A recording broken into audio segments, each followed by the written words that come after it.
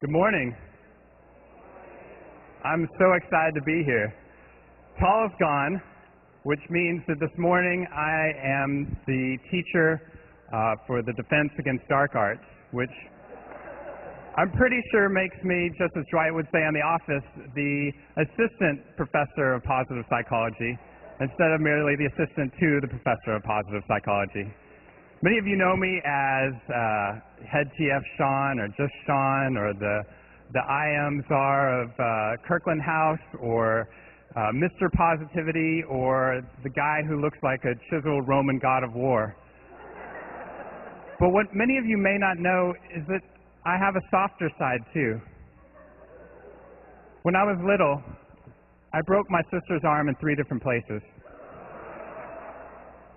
We were playing war, and we were running around the living room jumping over cushions, as soldiers do.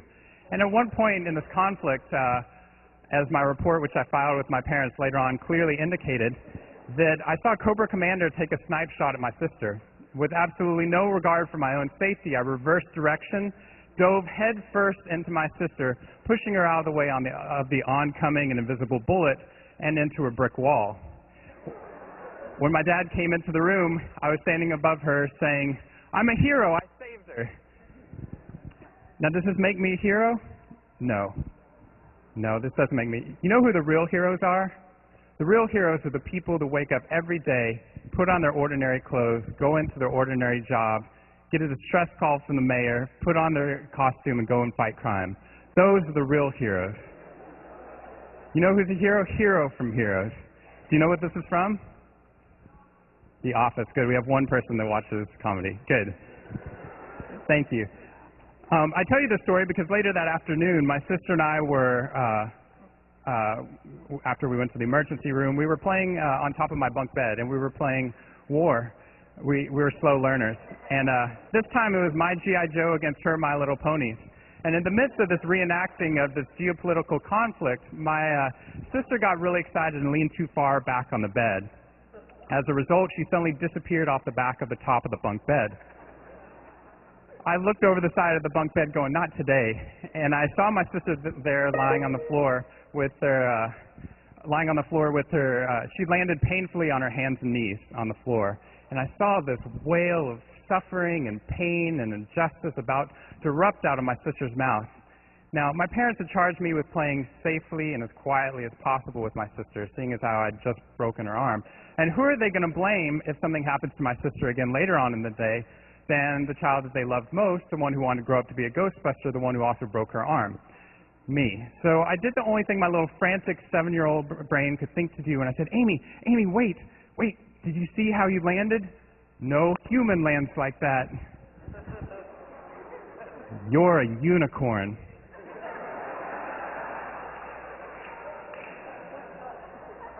Now, this was absolutely cheating, for I knew that there was nothing in the world my sister wanted more than for the rest of the world to realize that she was, in fact, a unicorn. And you could see on my sister's face this conflict as her brain attempted to devote resources to contemplating her pain and suffering and injustice as she had fallen off the bed with a broken arm, or on the other side, devoting resources to viewing the world and contemplating her newfound identity as a unicorn. And the latter won out, and a smile spread across my sister's face. She laughed, and she scrambled back up onto the bunk bed with all the grace of a baby unicorn. Now, what we realized at this tender age of just 7 and 5 years old was something that was going to be at the heart, at the vanguard of the positive psychology revolution that we've been talking about how our brain is basically a single processor capable of consciously choosing to devote resources either to the pain and suffering on one side or to viewing the world through the lens of something like optimism or mindfulness. So too, I think humor is exactly in this facet.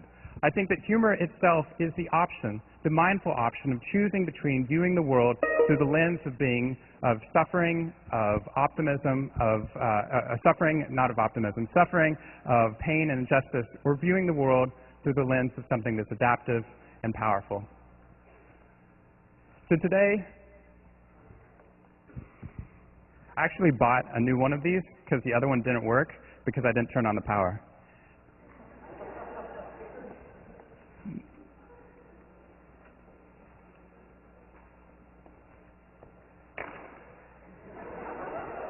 So I defined humor today as a mindful lens through which we can view the world. It's a way of mindfully perceiving the world, analogous to optimism, where an individual heightens awareness of potentials within a situation.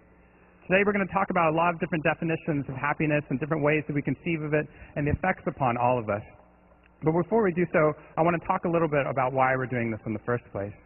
First of all, Saul knew that he was going to be away today. He told me repeatedly in March that there was no way he was going to be able to teach during the Tuesday after 420, which I just assumed he meant because of Passover. And so I agreed to give the talk on humor because it seemed to slip through the proverbial cracks of the assigned readings and syllabus for this course. If you were unaware that there were assigned readings or a syllabus for this course, you talk to me after class. So I'm sure that Tal was sad to not be here this week and last weekend because he missed getting to see the Wu-Tang Clan and Gavin DeGraw reunited at last. Did you guys see the Crimson article from yesterday that described how one of the members of the Wu-Tang Clan, an unidentified member of the Wu-Tang Clan, held out his microphone at one point during the concert for the rest of the audience gesturing for them to do the lyrics, finish the lyrics for him. And when he was met with stony and stone silence, he responded, "Well, I guess you guys aren't as smart as you thought you were." You know you've hit rock bottom when an unidentifiable member of the Wu-Tang Clan is making fun of you.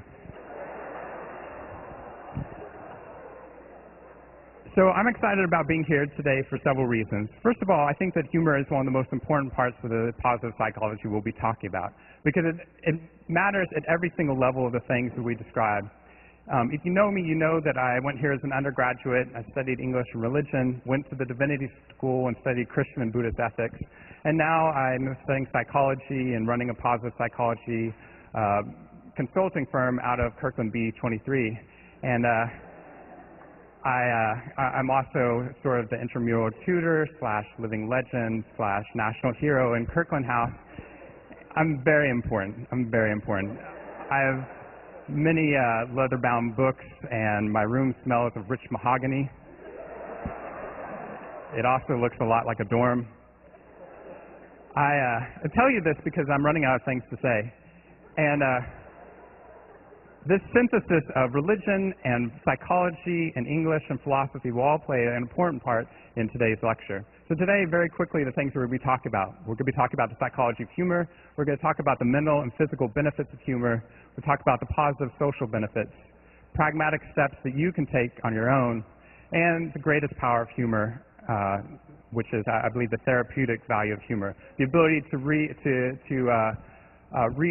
view the world in a completely different way by changing our cognitive mindsets. Now, many of you know that I'm responsible for writing much of the final. I'm also a very slow reader. This combination means the majority of the final will probably be on this lecture. So I'll definitely point out the parts of the lecture that you absolutely need to write down, and which surely must be your extremely copious notes from this morning. So let me tell you about, I know you're sitting there looking at my PowerPoint slides and thinking to yourself, I'm probably going to name my first 3 children Sean regardless of gender. And I wonder what it is that got Sean into psychology in the first place. Well, I'll tell you so you can concentrate, but it also serves as a case study for us today. I fell in love with psychology when I fell in love with my babysitter, All of my babysitters came from my dad's psychology class. He taught psychology at Baylor University, so all of my babysitters came from his classes, and I fell in love with all of them. And I realized at one point that the dating wasn't going as well as I'd hoped to. We were only dating whenever my parents paid for it. And so I decided to take matters into my own hand, and I decided that the only way that I could possibly date these girls was to be part of their world for a little bit. I took this advice from Ariel and the Little Mermaid. And so I decided to volunteer to be part of a psychology experiment in my dad's class. And he was really excited about having me there, so he invited me on the day when they were having the brainwave a brainwave machine in class where they're hooking people up to it. And I thought this would be an excellent way for me to impress these girls, because nothing says attractive like electrodes and a lube on your head and with all these wires hanging off. It's just as hot today as it was then. And so anyway, I was there and I was smiling because they were all smiling at me, and I thought things were going pretty well on our date so far, when all of a sudden my dad was so excited he forgot to do something very simple, and it was a rudimentary machine, because this was a while ago, and he forgot to ground the wire on the brainwave machine. And so the very first thing that happened to me was on our date was I got an electric shock, and I'm like, Dad, shut it off. Everyone burst into laughter, including all of my future toward love affairs with these women. And my dad was laughing so hard he was crying. He couldn't even help me. He was able to shut off the machine, but that's about it.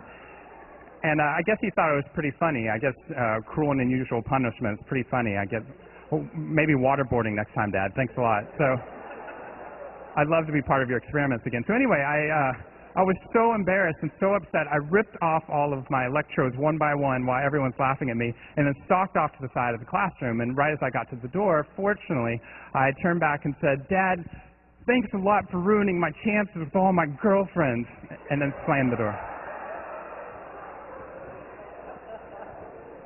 And it's true, I never did get with any of those girls. So what just happened there? For the few of you that did laugh at that story, what was it that, it's weird, Sanders, the acoustics in this building are incredible. Like, you can't hear the laughter that's going on all the time. It's amazing. It's like the room's eating my laughter. So what just happened there? Well, I think that one of the things that's really interesting is we laugh at that story because it's couched not as a story of tragedy, but as a story of beloved child abuse. And we laugh because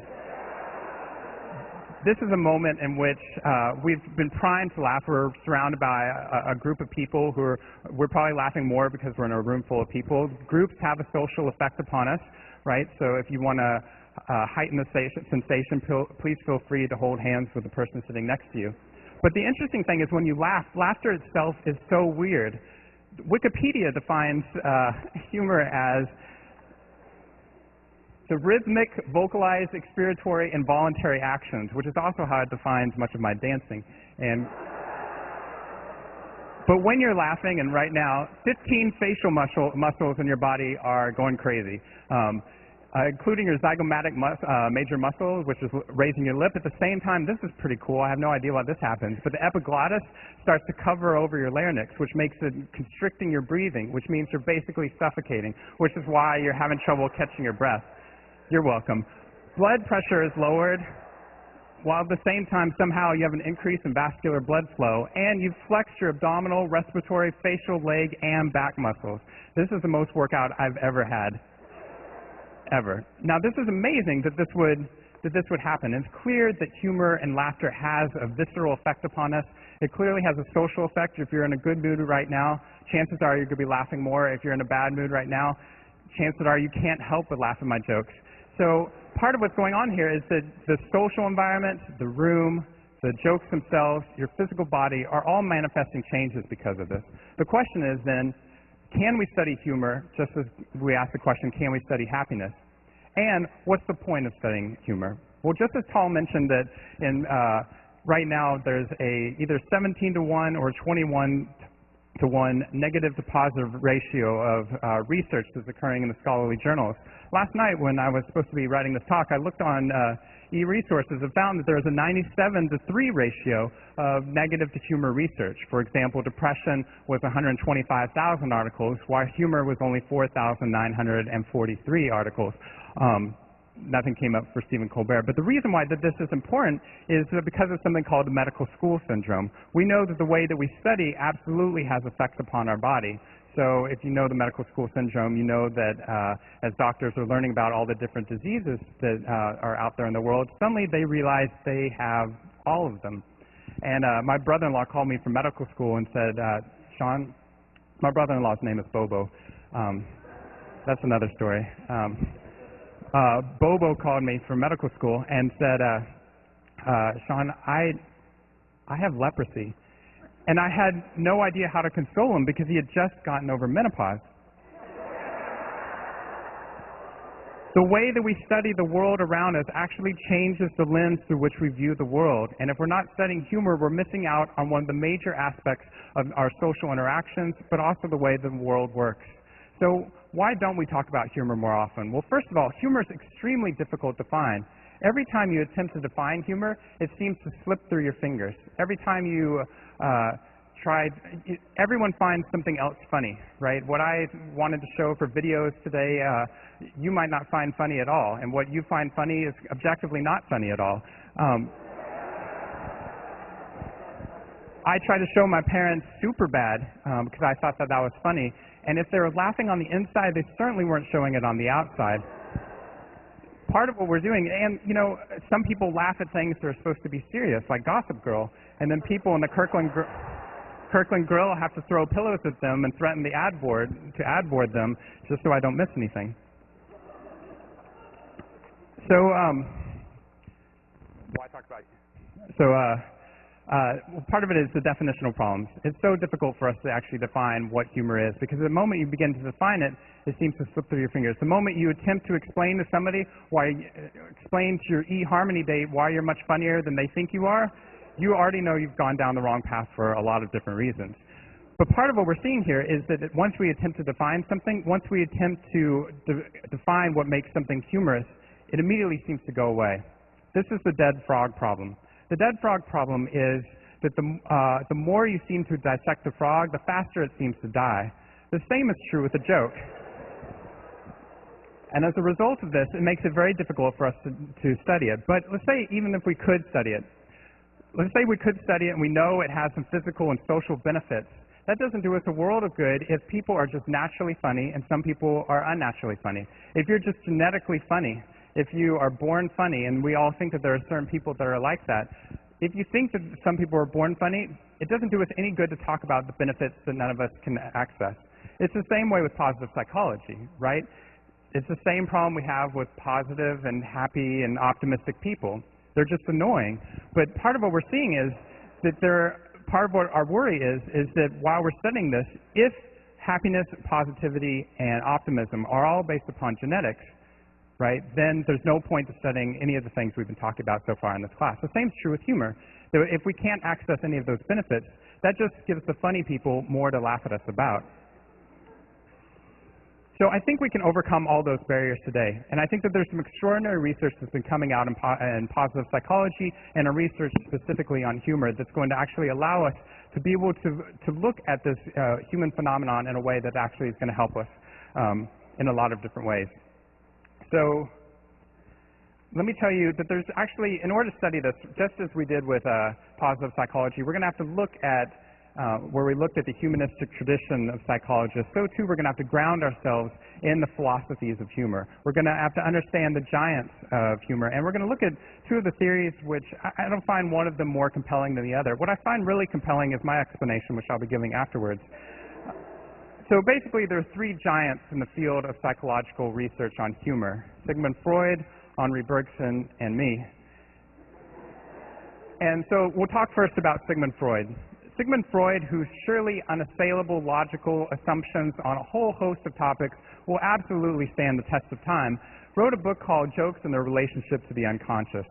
Jokes and Their Relationship to the Unconscious, if you haven't read it, is, for a guy writing a book about humor, this is the most unfunny collection of stories since Leviticus. And in this book, he describes his model of consciousness, where on the inside you have the id, and the id contains the sexual and physical and violent impulses that we all have. I don't have because I went to divinity school, but you all have. Outside of that is the ego, which makes decisions about the id. It's a permeable barrier between the id impulses and the society, and the outside layer is the superego. The superego is the moral constraints or the societal constraints that are placed upon us. So, for example, if my id impulse means that I'm angry at you and want to punch you, my superego and the constraints of society prevent me from doing so. In the same way that if I was wanting to have sex with somebody and my superego said that that was not okay, then the superego, the moral constraints of society, would prevent me from having sex. That's probably the only thing keeping me from having sex. It's my superego.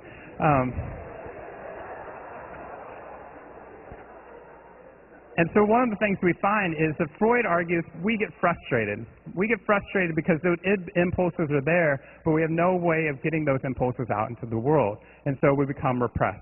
And the more you become repressed, I think something about imploding at the end. So there's something that's really bad about that. And so what he says is that humor is a socially acceptable envelope for couching those id desires. It's a socially acceptable way of getting those id impulses out into society, which explains why so much of our humor is sexual or aggressive in nature. There's a lot of different examples that we could talk about this, but humor as a psychological safety valve is one of those ways in which explains why you have sexually innuendo jokes on a first date, right, before physicality might be socially acceptable. Which also explains Michael Scott from The Office, That's What She Said jokes, where he says that's what she said to everything. And while some of them are pretty hard to understand and slippery and hard to grasp, they always left me smiling and satisfied.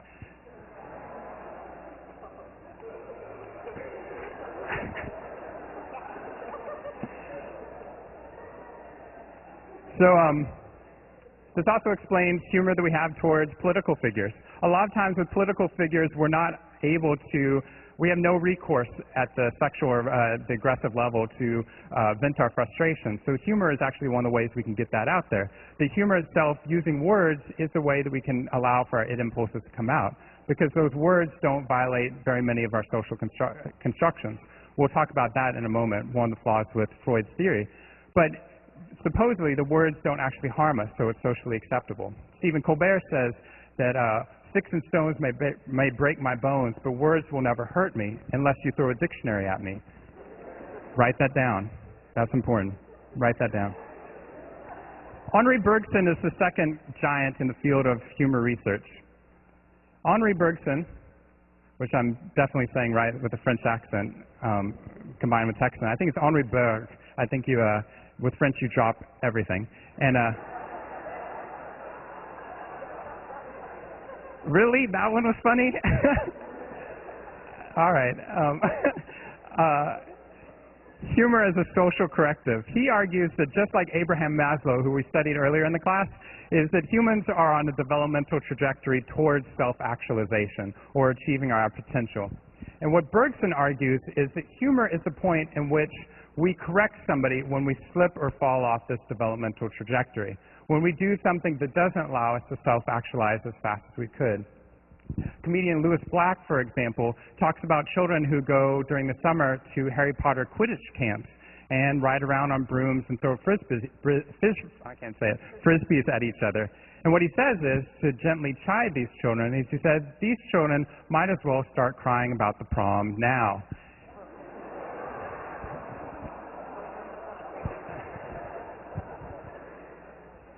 What he's doing there is, as we've done something that's maladaptive, like going to a Harry Potter Quidditch camp, or paying $14 for a drink at Ohm, or actively enjoying econometrics or land law theory, or actually ordering food at the Hong Kong lounge and restaurant. In all these situations, we laugh at individuals in order to correct them, to prevent them from falling off this developmental trajectory, so that they can continue on towards self-actualization. If somebody calls, if a girlfriend calls, I was hoping you got the clap. I knew this wasn't on, that's why no one was laughing. So if a girlfriend calls her boyfriend to leave a scandalous drunk dial message and accidentally leaves the drunk dial message on her boyfriend's father's work line, we laugh in order to correct those mistakes. Another story I heard in Kirkland was somebody who, for Halloween, dressed up with making a dress completely out of magazine articles from Cosmo using duct tape, and then went out into the freezing cold, slipped and fell on the ice on her butt, and tore the dress. And I don't even know where to begin with that one, but part of the reason we laugh is that we all fall off the developmental trajectory at some point. And I believe it was Plato that said that magazine dresses will not help us to self-actualize any faster. So we've looked at two different things. We've looked at humor as a corrective, and we've looked at humor as a psychological release. I think one of the people that's absolutely brilliant in the field of research on humor as a social corrective is one of the giants. I think myself, no one said that, is Dale Sturdivant. Dale Sturdivant is somebody you definitely want to write down in your notes. And fortunately, thanks to the magic of YouTube, we're going to get to see Dale Sturdivant's approach to psychology.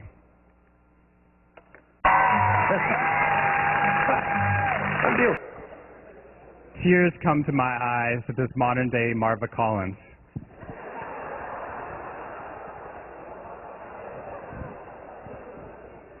So why do we look at these theorists? Why do we study these philosophies? How do they help us? Well, they don't, because they're both wrong. And the reason that they're wrong is they've missed the part about humor that I think is most important and my explanation for it. So, you don't have to write all this down at once.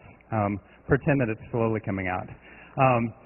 So I believe that humor is a mindful lens through which we view the world. And part of the ways that we can see that is that we can see that humor itself is the cognitive lens through which we view actions that come into our environment.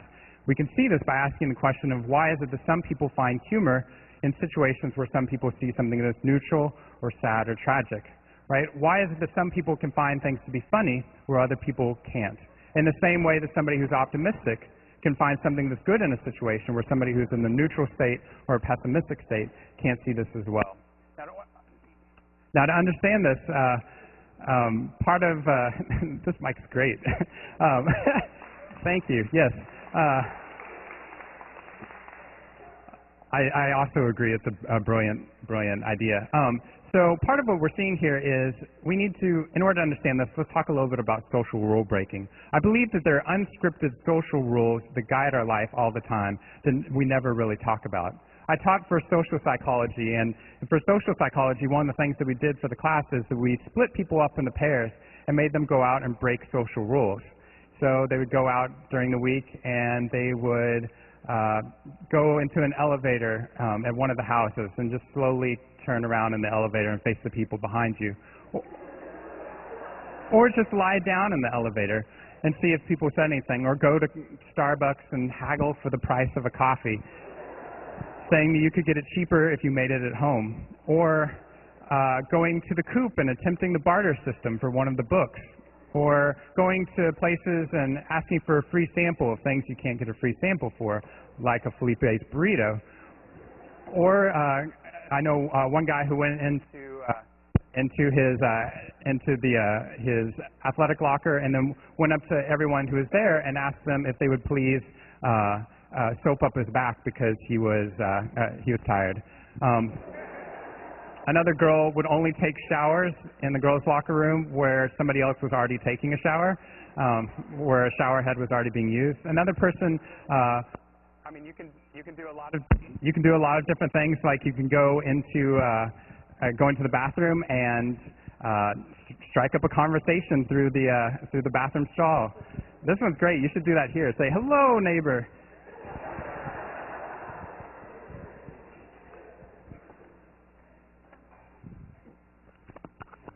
Talk amongst yourselves.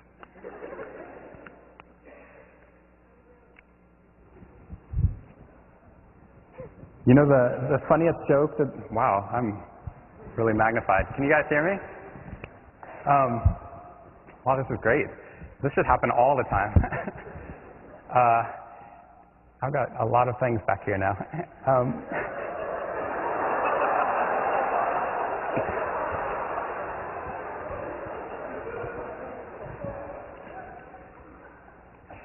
Where was I? This is not part of the talk. You guys know what, I can never remember any jokes, but the funniest joke that they did on the website, like they actually found out what the scientific funniest joke was by doing ratings on the website.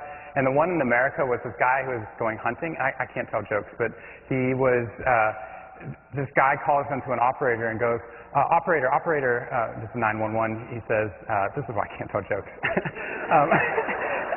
He was in Scranton, Pennsylvania. This is important. It was Tuesday.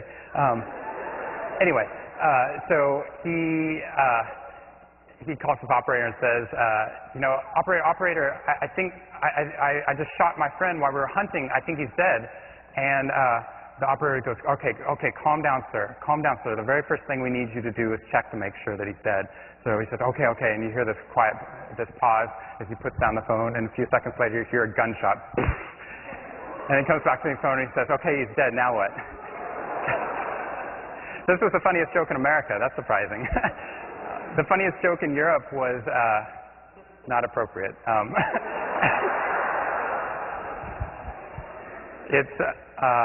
There's two ferrets were sitting in a bar, and one ferret says to the other ferret, I slept with your mom last night.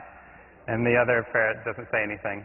And the other ferret thinks he doesn't say anything, so he says, I slept with your mom last night.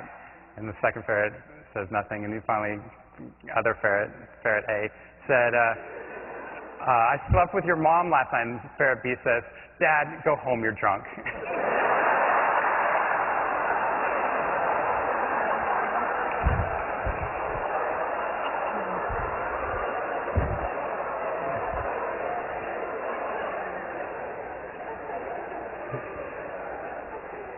So the interesting thing about these breaking of the social rules is not just the effect that it had on other people or the awareness that we have social scripts that are surrounding us all the time.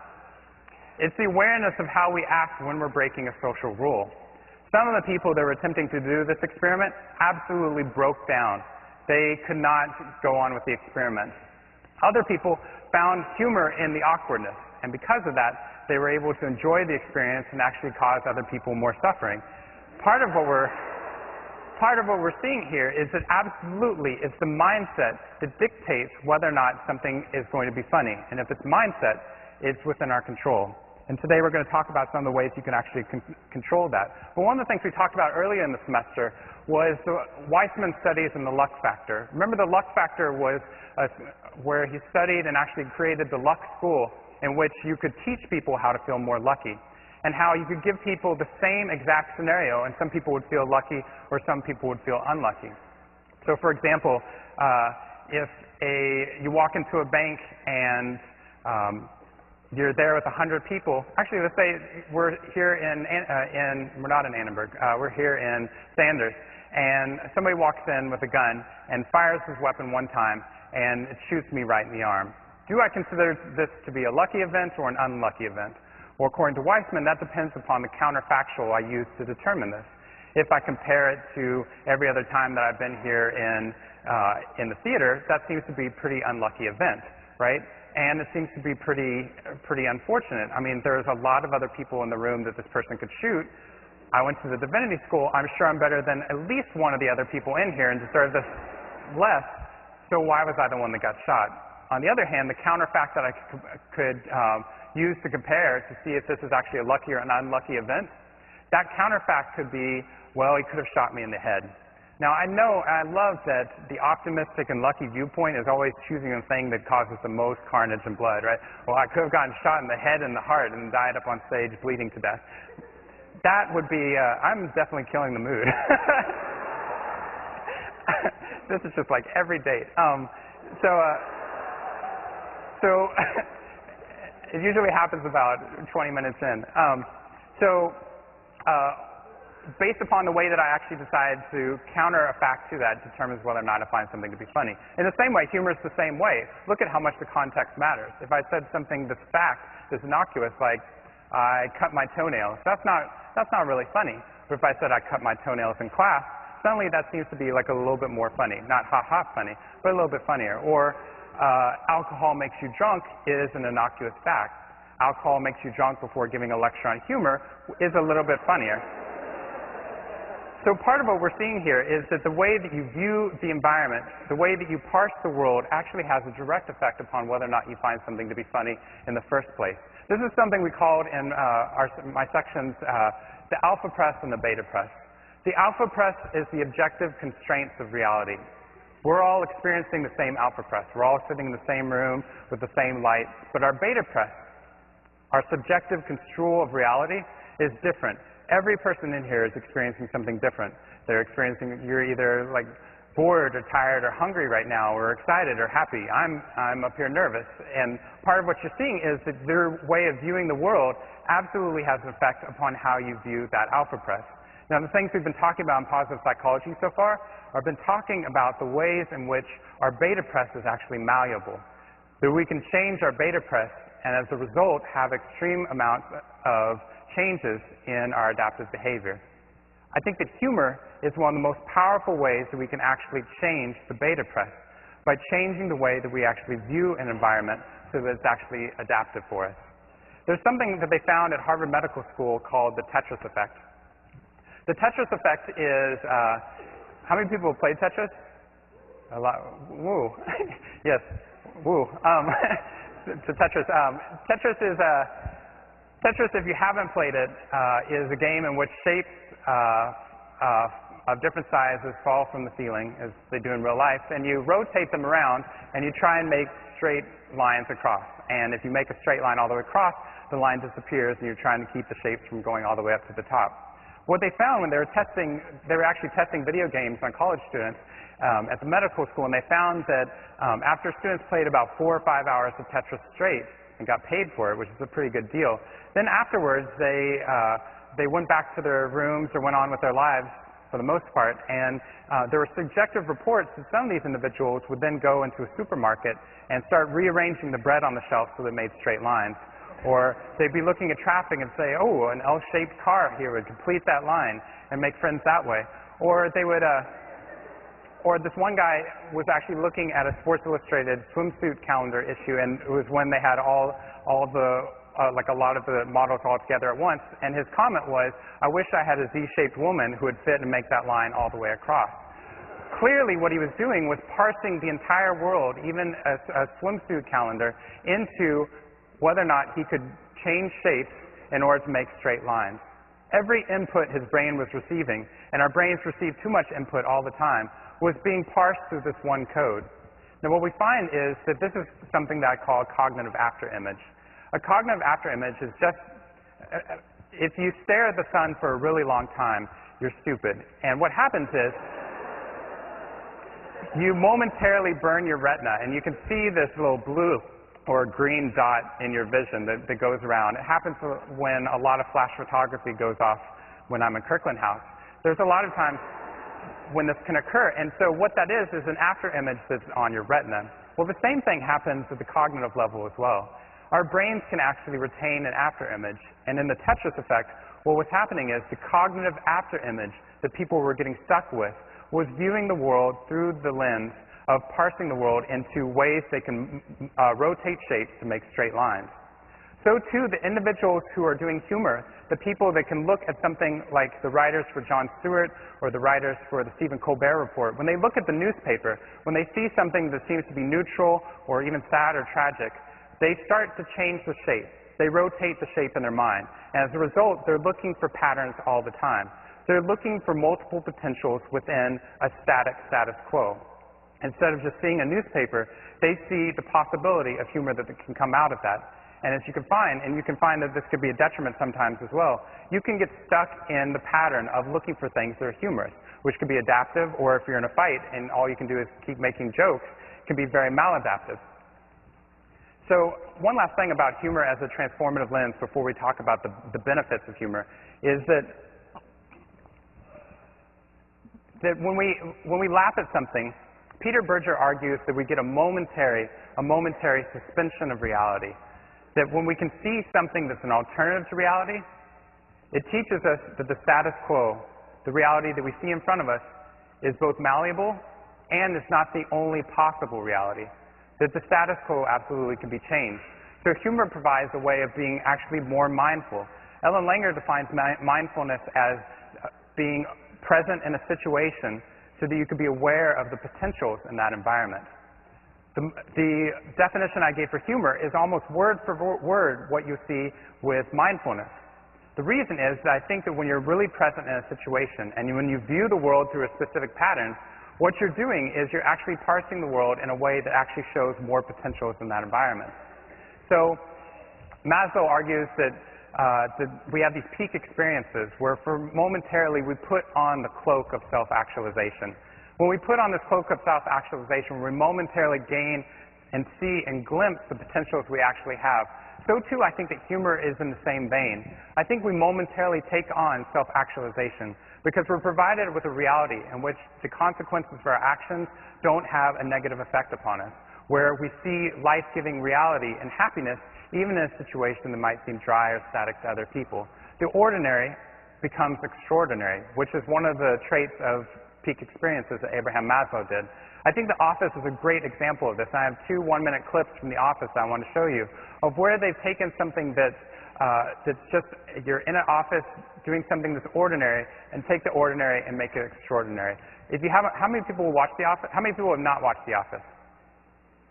Wow. How many people are not funny? Some of you are not raising your hands, and I know that's not true. Okay, so good. How many people in here think that they're have an above average sense of humor? Raise your hand. How many people think that they have a below average sense of humor? By the way, this would be the rest of you. I don't know what other option you're waiting for. How many people think you're exactly average? The funny people. All right. So let's watch these 2 clips, and we'll watch how the ordinary becomes extraordinary.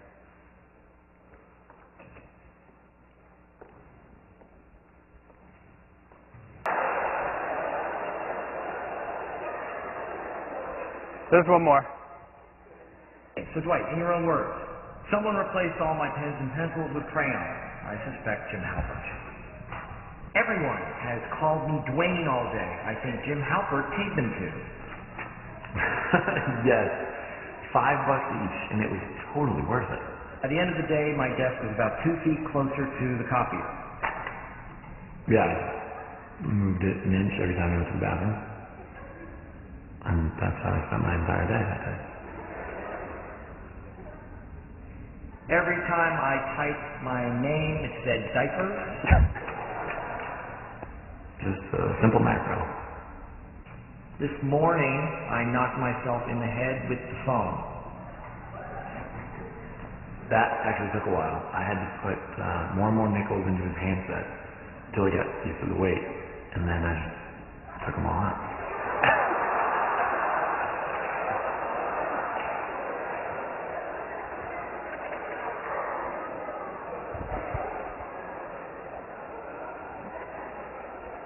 So just as Jim performed some experiments on Dwight, so too these experiments are going to reveal how much humor actually has a positive effect upon us.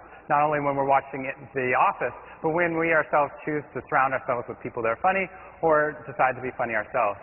In order to understand this, there are 2 parts of the human body. Write that down. Only 2 parts. The sympathetic nervous system and the parasympathetic nervous system, P-A-R-A. The parasympathetic nervous system. The sympathetic nervous system is the part of the body that's responsible for dropping chemicals into your body that prepare you for fight or flight. It momentarily makes you superhuman. You're stronger, you're faster, you have more endurance, you have more energy. Now the problem with being superhuman all the time, and I should know, is that it's catabolic. Is that when you dump these neurochemicals into your body, while your body becomes stronger momentarily, it actually is tearing down every single organ in your body. Stress has this effect where it actually wears out every tissue, living tissue in your body. Now that's not the end of the story, fortunately, because we don't just get more and more excited, our heart rate keeps increasing until we just explode, because we have this other part of our central nervous system called the parasympathetic nervous system. The parasympathetic nervous system is responsible for calming the body down, for slowing our breath rate, for slowing our heart rate. It's the part that actually causes rejuvenation. And while we don't feel the spike in our energy levels, we have a longer sustained period of energy because we're constantly revitalizing, repairing, and creating more energy in and of itself. Helpful drawing. So what this is called is something called the soprano effect. I call it the soprano effect. No one else calls that.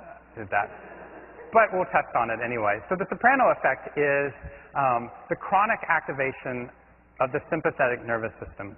And this is what a lot of Harvard students, including myself, do, is that when we're about to go prepare for a test or we're dealing with anything in our lives, I hear so many people before a test say, I'm totally going to fail this test. I'm not ready for this test at all. I'm totally going to fail this test. Or they say to themselves, oh, I'm so busy, I'm so busy, I'm so stressed. And when they do that, what they're doing is we're leaving everything to the last minute, like Paul was talking about with procrastination. The resulting effect is that you get that momentary burst of energy because your sympathetic nervous system is activating. So we get used to that. We get addicted to using that sympathetic nervous system for that boost. And we think that energy is what's actually going to allow us to accomplish things. Tony Soprano is not in reality, but on the HBO series, is a mob boss. And part of the point of the series is that he had to go to therapy, which is not necessarily something you want to do as a nefarious crime boss. And he had to go into therapy because he was having panic attacks. His body was shutting down because he was responding to the fact that he was constantly activating his sympathetic nervous system, whether it be his nefarious actions as a crime lord boss, and a couple other adjectives, or living with his family, trying to live a normal life, living in New Jersey, which living in New Jersey would be even more stressful. And as a result of this, his body was just shutting down. And so part of what was happening, he was chronically activating his sympathetic nervous system. So the same thing happens with Harvard students, is that oftentimes we will decide to use that activation, that chronic activation of our nervous system, and as a result, we wear down our bodies, and our bodies actually begin to shut down. Fortunately, that's not the end of the story. The greatest buffer against the soprano effect is humor. And the reason is that humor, just like mindfulness and meditation, activate the parasympathetic nervous system. And as a result of that, several extraordinary things happen. It's amazing that laughter is something we consider to be just a luxury, something that we do just in our free time if we have nothing else to do. It has such a dramatic effect upon our lives. First of all, laughter itself is both medicine and exercise. If you like Jack Handey and Deep Thoughts from Saturday Night Live, there is some quote about, it was something like, my father always said that laughter was the best medicine. That's probably why several of us died of tuberculosis, which isn't all that funny, but I decided to go for it anyway. And so it's also a form of exercise. So every time you laugh, and if you've chosen to laugh at some point during this lecture, or if you're planning on laughing after the lecture, what happens is your body is actually doing a lot of exercise. I already told you how many muscles you're actually contracting in your body. Well, it turns out just 10 to 15 minutes of laughing, actually is enough to burn the amount of calories in a medium-sized block of chocolate, which is pretty good. Also, some people report that just 1 minute of laughing is enough to get their heart rate up more than 15 minutes of a rowing machine exercise. It depends on whether or not you're actually rowing it at the time. They also find that it causes, this is amazing that humor would do something like this at the chemical level, that it's actually increasing our T cells in our body, which actually strengthens our immune system, increasing our gamma interferon, which is the disease-fighting proton, as well as increasing our B cells, which are responsible for creating antibodies to actually prepare our body to defend against disease. The humor is actually making us better defended against reality, right? It's actually preparing our body to defend itself against the outside world. It's partly the way that it does this, and part of the reason that it affects the soprano effect is that researchers like Sultanov found that laughter actually decreases the amount of serum cortisol that occurs in our body. Cortisol is released when we have a stress response. That stress response, if I cause you to be stressed for whatever reason, and your cortisol levels begin to go up, if you cause somebody to laugh midway during that experience, their cortisol levels will actually decrease again. That if they're going through a stressful event, laughing in the midst of going through that event will actually allow them to not have all the negative effects of stress, which, remember, tear down every organ in your body. In addition, there's a ton of mental and physical benefits that accrue because of this. First of all, they find that even small doses of humor actually increase our immune system. So what they did is they brought in people who had bronchial asthma, and they exposed them to a dust mite, which they're highly allergic to, just to make sure that they actually had this response. Pretty sure that these are the same people that did the Ipecac and pregnancy studies that we talked about earlier on in the course, or the learned helplessness ones where they kept shocking the dogs over and over again. So in this case, with the bronchial asthma, they exposed them to this dust mite, which potentially fatal, and then they had them go away for a little bit, but they wanted to make sure that everyone had an effect based upon this dust mite. Then they had the people come back to the experiment, which shows how smart people are. And these people with the bronchial asthma came back to the same experiment, and half of them, before they were exposed to the dust mite again, were just told a joke. I don't know what joke they were told, but they had to actually laugh at it. And then the other group was a neutral group, one that they just had watched a neutral or listened to a neutral story. Now that shouldn't have any effect upon the way a dust mite affects somebody with bronchial asthma. But what they found is the people that had been told a single joke to beforehand showed statistically significantly smaller amounts of flare-up in terms of their asthma. I can't imagine, I was trying to think of funny jokes that you could tell people, and I couldn't come up with anything. You probably will think of something better after this, but I was thinking like, well, no, actually, I'm not going to go for that. Never mind, it wasn't funny. I was going to do a knock-knock joke with bronchial asthma, but it's not funny. We also find that humor also increases pain tolerance. So there's a group of German researchers, of course it would be German researchers, who found and put individuals, the participants who signed up for the study, put their hands in ice-cold ice water. Now this is a standard way in psychology and medical experiments of testing somebody's pain tolerance, because there's usually no lasting effects upon the individual except for debilitating frostbite. And so what they find is that they keep your hand in this frozen bucket of ice water, and during this period, so the longer you keep it in, the better your pain tolerance. Try it with your friends. It's a great party trick. And one of the things you can do is you can have one person watch a funny video, one person watch a neutral video, and one person watch a sad video while they're doing this. And what they found is the group that was watching the humorous video could keep their hand in the ice bucket for statistically significantly longer than the other groups of people. Which means if you find humor funny, you're probably not as smart as other people, and you can keep your hand in ice buckets for longer periods of time. But this is amazing. This is amazing. It wasn't just during the experiment that they found this effect. They even decided to test the people 20 minutes after they were exposed to humor. 20 minutes after they were exposed to humor, the same effect occurred. That there was a 20-minute after effect of watching something that was humorous in terms of your pain tolerance. Now this has a lot to do and a lot of implications thus for people that are experiencing chronic fatigue or chronic pain in their own lives due to diseases, and the way in which humor itself could play a role in that. They also found that after you eat a large meal, that if you had type 2 diabetes and you ate a large meal, that if you were watching something that was humorous afterwards as opposed to something that was neutral, surprisingly your blood sugar actually was much lower than the group that had eaten the same exact meal, which is amazing that that was occurring. And finally, they found decreases of stress and increased remission rates in terms of cancer.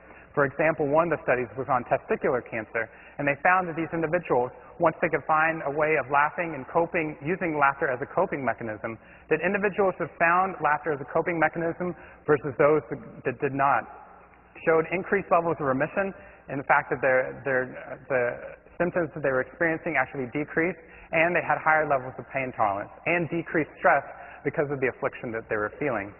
Now, as a result of this, we've seen some pretty remarkable things about humor. I mean, we've seen the ways in which it changes our body chemistry, it changes the way our immune system actually fights and defends against these things, it changes our stress levels, it changes the way that our body responds to dust mites and to food and to testicular cancer. There's a lot of different ways that humor actually has an effect upon us, which is remarkable. But I also want to talk about the social effects of humor as well. Now, if you were here on the very first day of class, I've told you these statistics, but I just want to remind you about these statistics that last year when we tested the Harvard students, we found that the average number of romantic relationships at Harvard was less than 1, and the average number of sexual partners was between 0 and 0.5, the scientific equivalent of second base. And we also found that 24% of you are currently unaware if you're involved in a romantic relationship. Now, I just remind you about this because I think that this is one of the areas in which humor could actually do us a lot of good at Harvard. So I taught for human sexuality at Harvard as well, it's an awkward class. How many people took human sexuality? Just one. Hello. This is awkward. So one of the things, the reason why it was so awkward is the very first paper that that the students had to write was a 10-page paper on their first sexual encounter, which I then had to grade. That's really awkward, and I'd have to make comments like, no, there's no way that happened, or this paper took a lot longer to write than you've ever had sex. There was a lot of awkwardness that caused it. But one of the things that was most awkward about this is that they, for one of the sections, they wanted us to show condoms to the Harvard students because, well, of the statistics you just showed, that chances are you haven't seen a condom or anything that rhymes with sex. And so what they found is that they wanted us to give these condoms out in sections so everyone could see one. And so I was teaching 4 sections for this class, so I stuffed 80 condoms into the front pouch of my backpack. And I was sitting at Starbucks, which is my coffee, and I spent all day there, rented out for $1.39 a day. And I find that while I was sitting there, I don't know why I keep saying I find. While I was sitting there, there was this girl sitting next to me. And at one point she turned to me and she said, do you have a pen I could borrow? And I said, oh, absolutely, I can definitely get you a pen. And I'm totally forgetting. And I opened up my backpack and 80 condoms exploded. All over her, all over her table, all over the floor underneath her. It took me like 4 minutes to pick up all the condoms underneath her. I offered her one. She didn't want that or my pen.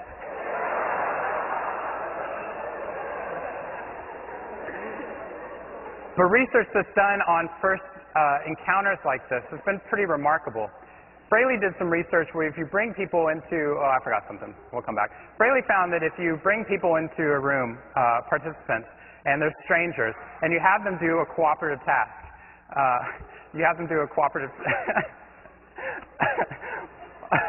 well, one of the TFs loved attraction and bondage. Is one of my titles.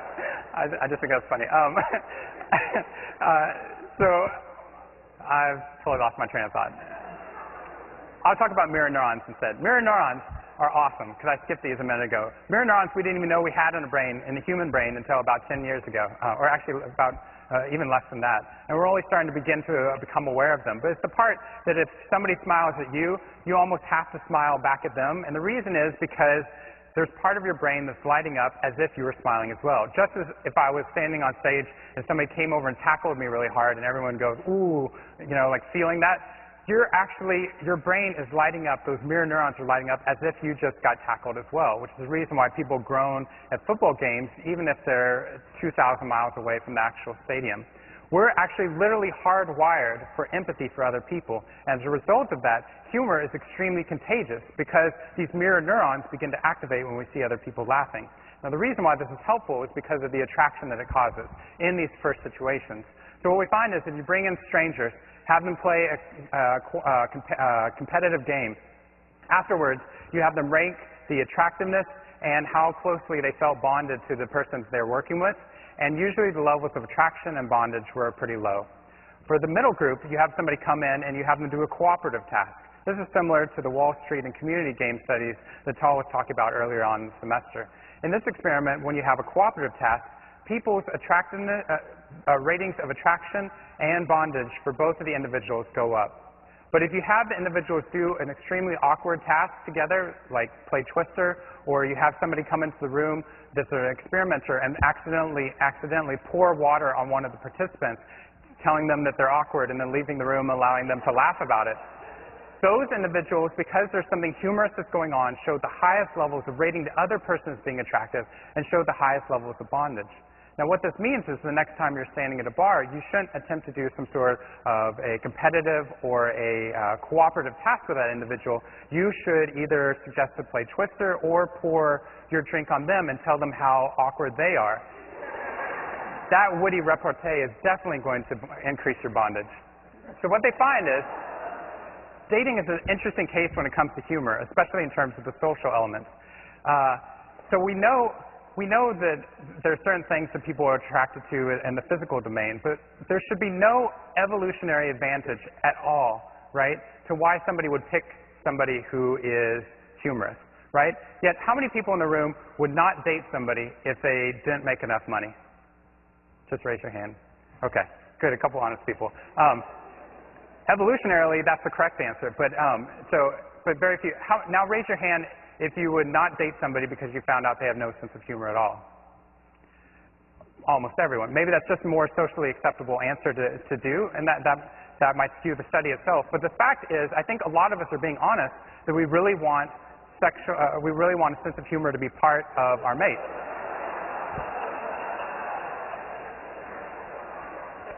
Good. You know that's just going to happen now over and over again. So what we find with these individuals is that if you are, faced with a threat in the wild, like a lion, you want to be able to fight or flee. You don't want to tell it a knock-knock joke, right? That doesn't increase your selective adaptivity or natural selection, right? But what we find is that people seem to absolutely favor this. And there's some differences in terms of the genders, but part of what scientists and psychologists believe is that humor is a signal of cognitive fitness.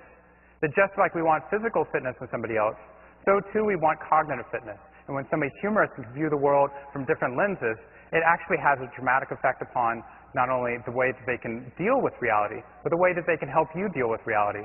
All those benefits we just talked about in terms of the physical benefits of humor are all garnered by people that are surrounded by people that are laughing or that are making the jokes themselves. So if you're around somebody that's funny, you get all those positive benefits as well. In addition, they found a couple interesting differences, the differences between men and women by a woman named Bressler. I'm not sure which one. The differences between men and women by Bressler is they found that there's difference in terms of what people are actually looking for, and they checked people flirting at a bar. And so the experiment was they would watch people while they're flirting at a bar. This is just creepy. And what they would do is they would make tick marks every time the female or the male would laugh. And then afterwards, they would go up and give these two strangers a report, asking them to fill out a report on this exchange before they go off somewhere else. And so what they found is that the number of laughs by the female correlated with how much the female liked the male in that exchange. They also found out that the number of laughs by the female correlated with how much the male liked her. What they found is that the male's laughter had absolutely no effect whatsoever upon the attractiveness of either people. So it seems like, and this would be, this is an aggregate, but not necessarily a case for everyone, part of what you're seeing is trends in which some people seem to be the joke generators and some people seem to be the joke receivers.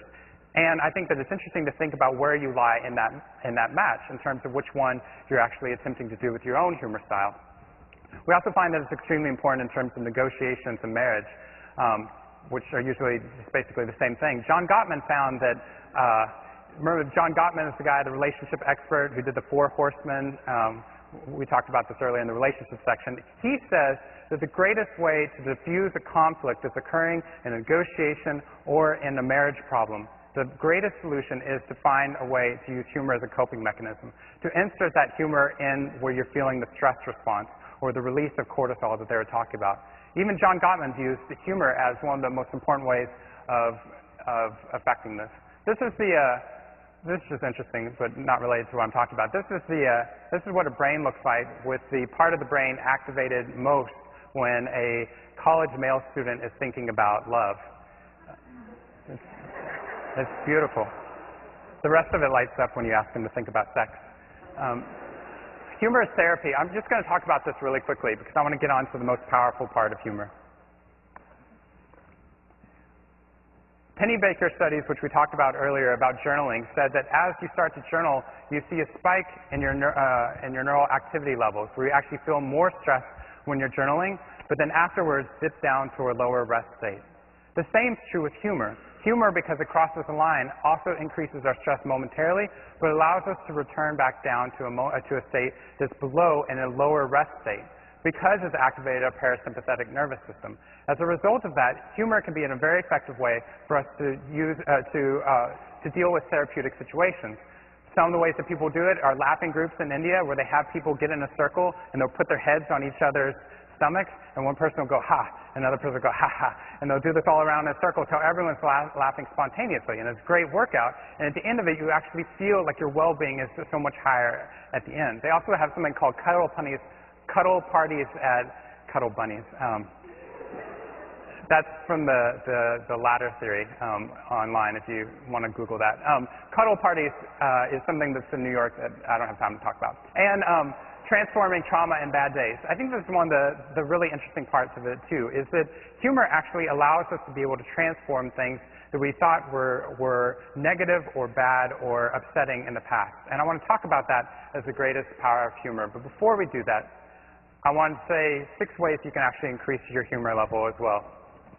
First of all, we just talked about one of these, but journaling stories that are unique to you. Finding funny stories that just as you have to go through your day and when you journal, try to write about positive experiences, you're scanning your environment for the events that occur during your day which are positive. So too, you can do that with humor and train that as a skill. Just as gratitude, you can train as a skill or optimism. So what you do is you go throughout your day, write down something that happened during your day, then play around with it. Change the shape of it, keep reorienting it until you can find something that's humorous about it, just as Jon Stewart's writers do when they're looking at the news. As a result of that, your brain actually gets in the pattern of looking for things that are funnier in your life. Second is watch funny people. When you observe other people that are funny, because of these mirror neurons, you actually pick up the rhythm of humor from them. That there's actually a rhythm that you can actually study online if you're interested about this, a rhythm of humor that you can study, and that's the reason why patterns and breaking of patterns is so important. But you consciously or unconsciously pick those up, just as the visualization practices we were talking about, where if you watch somebody on television who's bad at a sport, if you watch them, you actually become bad at that technique as well. So too, if you watch somebody who's good at a sport, you become better at the action that they're watching. The same occurs when you're watching humor. Also is the TQP, the 2-question process. Why am I so funny and why don't other people recognize this? Keep repeating this to yourself. It absolutely builds your self-esteem. In addition, the permission to be subhuman. Part of what we're seeing, and Bergson talks about, is that in order to make these jokes and laugh at things that are traumatic, we have to have a momentary anesthesia of the heart. The momentary anesthesia of the heart. And if we don't allow ourselves to be subhuman for a moment, we don't allow ourselves to be human in the fact to recognize that we have these id impulses. Variety in breaking the patterns. The more you can break a pattern, the more you're able to see potentialities within a situation. There's a study with mice where they have, if you have one mouse in a cage, it'll have sex with a female mouse that you put in the cage like 2 or 3 times, and then it gets really tired, and then goes off into a corner and doesn't even want to cuddle. And it does this for about 10 minutes. And this is called a latency period, where biologically you can't have sex for a while because it's too tired. Unless, of course, you introduce a new female into the cage. At this point, the mouse goes over and continues the experiment again, regardless of the amount of latency period that's there. What this seems to indicate is our brains, our mammalian brains, are actually hardwired for variety. And that's not an appropriate approach to relationships, but that's one in which we recognize that variety is absolutely the spice of life. And the more that you can change up the patterns you're doing, the more you'll see potentials in your environment, and the Tetris effect, which we already talked about. So now for the greatest power of humor, which I think is really important. And I want to talk a little bit and show a little clip, since we just have 6 minutes left. I wanted to show you a clip that I found to be extremely powerful. I don't think it's a buzzkill after having a humor lecture, but I think that it's really important to see how Jon Stewart dealt with the September 11th tragedy afterwards. And I think from just a psychological perspective, it's not funny, but watch what's happening to him. Watch his facial expressions as he's attempting this almost heroic attempt to bring humor back into the situation. And listen how he describes humor. We'll watch this for 3 minutes. We'll watch 1 minute of a Family Guy clip, and then I'll conclude with 1 minute.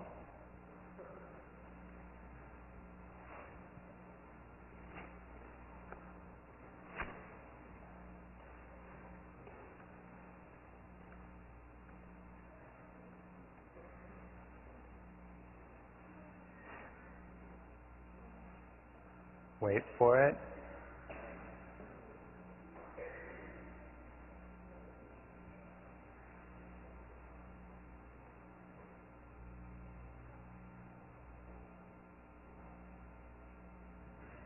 Good evening, and welcome to the Daily Show.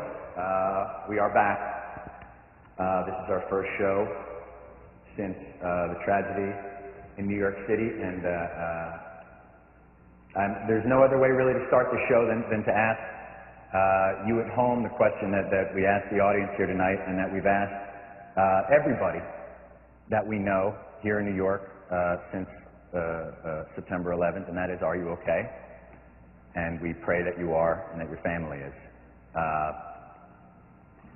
I'm sorry to do this to you.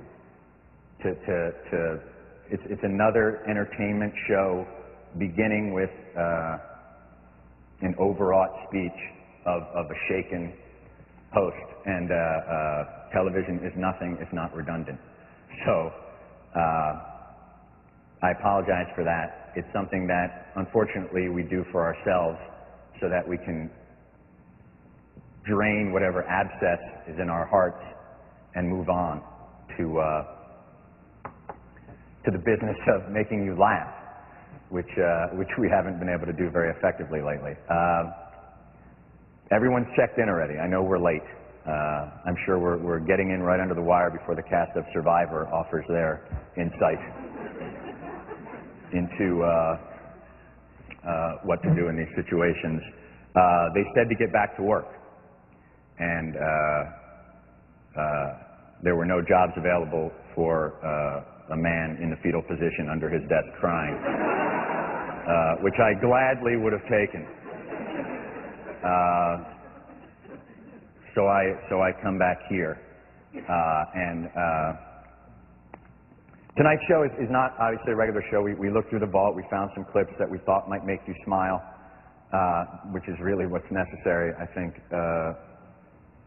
right about now. And a lot of folks have asked me, what are you going to do when you get back? What are you going to say? I mean, geez, what a terrible thing to have to do. And I don't see it as a burden at all. I see it as a privilege, and I see it as a privilege, and everyone here does. So am I back on? I think it's such a powerful clip, and you can hear him dealing with the suffering that he's experiencing, and you can see him trying to jumpstart the humor and then recoiling back again. You can hear him talking about those id impulses that he needs to release, and he later goes on and talks about the frustration. At the end of the show, he actually just brings out a puppy on the stage and just allows the puppy to be there to try and get us to just return to this point where we can see potentials beyond the tragedy that was actually faced upon them. But I think that it's just a remarkable scene to watch. But afterwards, you could see the people afterwards were dealing with the tragedy in different ways. And I think one of the things that was really interesting from a sociological perspective was Family Guy's response to this, where they were going through this period where we're absolutely terrified of people making terrorist threats against the United States, and they showed this.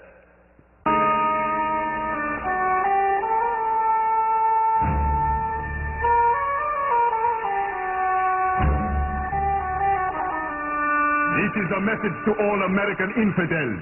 Prepare to die in a sea of holy fire. You will be punished for your decadent ways on the first day of Ramadan. Wait a minute, did I just say, what did I say, Ramadan? Ramadan. Ramadan, what is that? Yeah, maybe Dennis Rodman is going to punish you with his crazy hair. No? What's that? Right, yeah, no. Okay, let's go again. Okay. This is a message to all Americans. I'm not going to be able to do it now. I'm not going. Okay, all right. Okay, no, you know, I got to get all the laughs out. Okay, got to get all the laughs out. And then, okay, all right. Stop making that face over there. What are you doing? I can't. You make that face and it makes me laugh. Okay, you know, just turn around. Turn around. I don't care where you look. Just look over there. Okay. All right. They're cracking up over there. Okay. Oh, yeah, look who's snickering over there. Mister, I can't do a suicide bombing because I'm sick. He had a note. He had a note from his doctor. So he said he had a note from his doctor. I'm going to cut it off there because it gets worse. I just have 1 minute left, so I just want to tell you this. That I think that the things that we've been talking about today, and I think that that is a remarkable scene in which you see us moving from something that we were terrified of to something that we could begin to laugh at because we could see the humanity there. We could see ourselves laughing and making mistakes while giving a videotaped conference, not necessarily on the same topics that he was doing. But the things we talk about today is that humor is like optimism. It's a lens through which we view the world, that it demands mindfulness to potentials that increases our health, our social benefits, and our physical benefits, and that can serve as a therapeutic process. I think that humor itself we perceive to be a luxury, but I think in times of suffering and conflict and tragedy and recession and depression, I think that there's nothing more important than humor, and it's just an honor, like Jon Stewart said, to be with you here today. Thank you. Thank you.